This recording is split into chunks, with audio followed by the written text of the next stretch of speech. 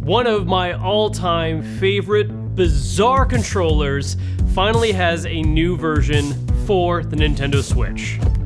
The Dragon Quest Slime. We're gonna unbox it, try it out, see if it's actually worth using as a regular controller, and in general just celebrate how amazingly strange it is that we're still getting these. So, for those of you that are unfamiliar, this is a controller that Hori has made a couple of times. I think the very first one was back on the PS2, and it's been a tie-in design they do for big Dragon Quest releases, and the biggest one lately is Dragon Quest XI for the Switch. So to celebrate that, we now have a Switch controller that is this little slime guy, and completely insane to actually try and use as a proper controller. This one does look a bit different though from past designs. We do have the PS4 one version of those, so I'm gonna compare those side by side. First, I wanna go through the rest of this box, because I think there's something a little extra for this one. Now in the past for these controllers, something they've done a couple of times is also include little stands that you can put the controller on for display purposes, which we have right here. But it looks like this one's going the extra mile a little further in that you actually get a little cardboard craft stuff to put together a treasure chest display stand that will fit not only the controller, but also your Switch. I think I need to build this. Should I just start building it like right now? That is a serious question to you though. Should I be building it right now, or are we gonna do a time lapse? What's happening? Yeah, there's no instructions actually. Like real quick, like I should say this to camera. I don't think there's any instructions on how to do the cardboard. Oh no, there is. Okay, no, I have very basic instructions that are all in Japanese. So I'm just gonna go off the pictures. I'm sure this will work out great.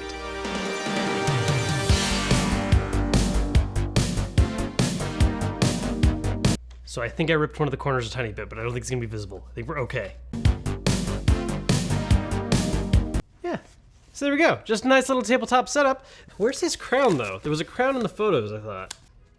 Oh yeah, no, they straight up just want you to cut it out. Like they even just have a picture of it, and it's like, yeah, just cut it there, and then put little cuts right there, and you're good to go. Rich, bring me scissors.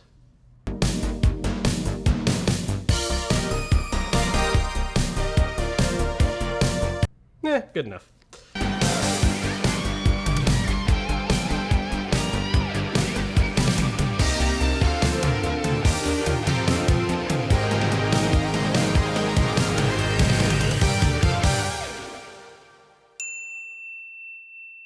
So let's review this controller.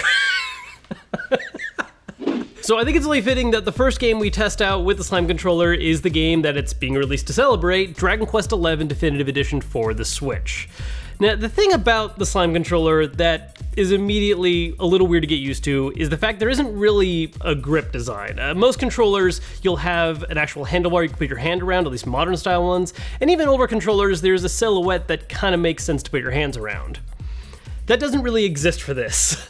The controller is first and foremost designed to look like one of the slimes from the game, so there isn't really a proper way to hold it. The best you can really do is just cradle the whole thing in your hands, which at first isn't actually that uncomfortable. If you just focus on holding it and using the sticks, it isn't that bad.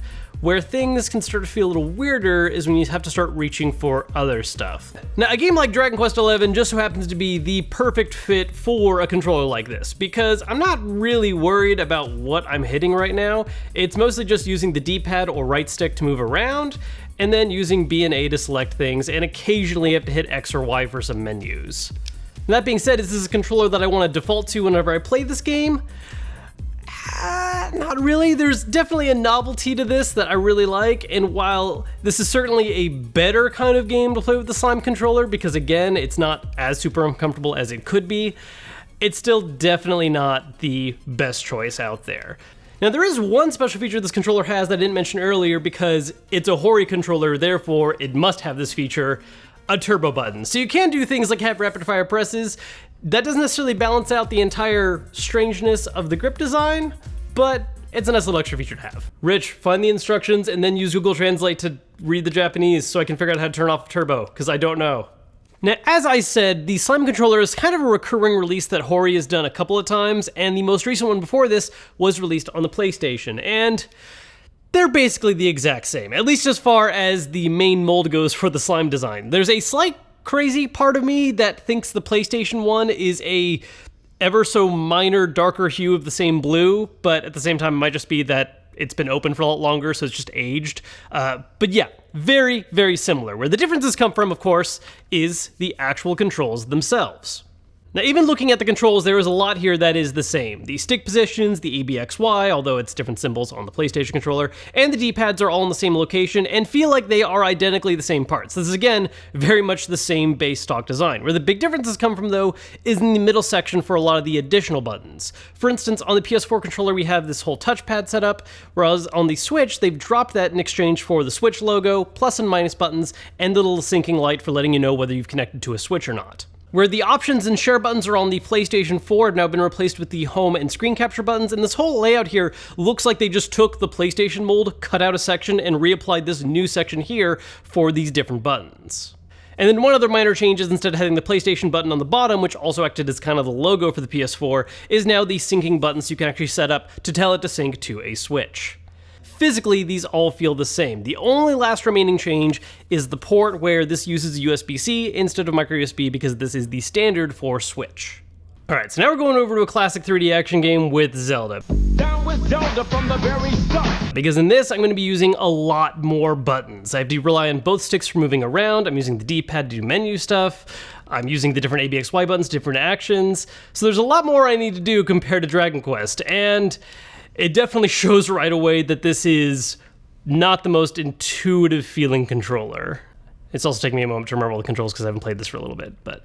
So it's with a game like this that you start to notice that there's more than just the grip at hand here, because it's not just a matter of there's not really a natural way to hold this, but it's also everything's within reach that makes sense at least for your thumbs, but it's still not reachable in a comfortable way. There's definitely kind of a weird sensation.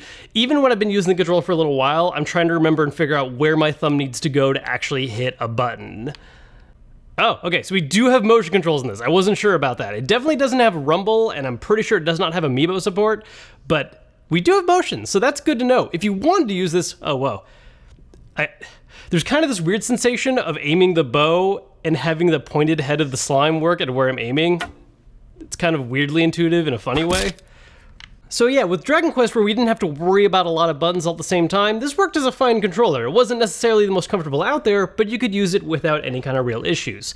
Switching over to something like this, it's a little different. It's still functional. I can still use it. It's just definitely messing me up a bit as I play. I'm having a few moments where I'm reaching for one button, and because I have to reach a little differently than normal, or just because of the bizarre shape of it, it's just not giving me the most intuitive reactive experience I need and causing me to definitely mess up my inputs when I need to not do that. And one thing I did forget to mention earlier about this controller is that, like its PlayStation 4 version, for whatever reason, this is currently a Japan-only accessory. This is not something you can find normally in the US. It isn't that difficult to import if you know where to look, but you're not going to be able to walk into a random store and find these in stock. This is something you need to import, sadly. So if you want to track one of these down, gotta find it on the internet, have it imported over. By the way, if you're looking for an easy way to customize your regular Joy-Cons, a great option are skins like these from today's sponsor, Dbrand. They come in a whole bunch of different colors or this awesome matte black design. You can get them for the Joy-Cons, the Switch itself, and even the dock. Check the link down below for more info.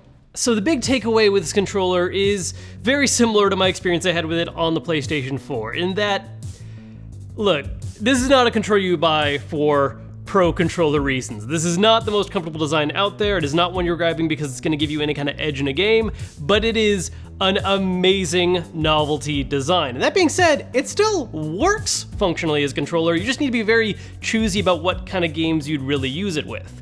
In the case of something like Dragon Quest, which is tied to, it's perfectly fine. You don't have to rely on any kind of complex inputs. You're just, using the D-pad or the stick a little bit, pressing A or B, that's about it. Anything beyond that kind of simplicity though, whether it's a fighting game or an action game or just anything that needs you to really be on top of your button presses, it's just not the strongest choice out there. It's not that it's necessarily difficult to use, it's just not very comfortable, and it won't take long playing this way to make your hands just super cramped up.